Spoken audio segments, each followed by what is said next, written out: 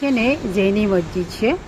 આ જૈની મસ્જિદની બાજુમાં આ દુકાનો છે, બરાબર છે। આ ખડીજા મંજિલ છે। આ બાજુમાં મારું દુકાન છે બાપજી ગારમેન્ટ। ઓકે,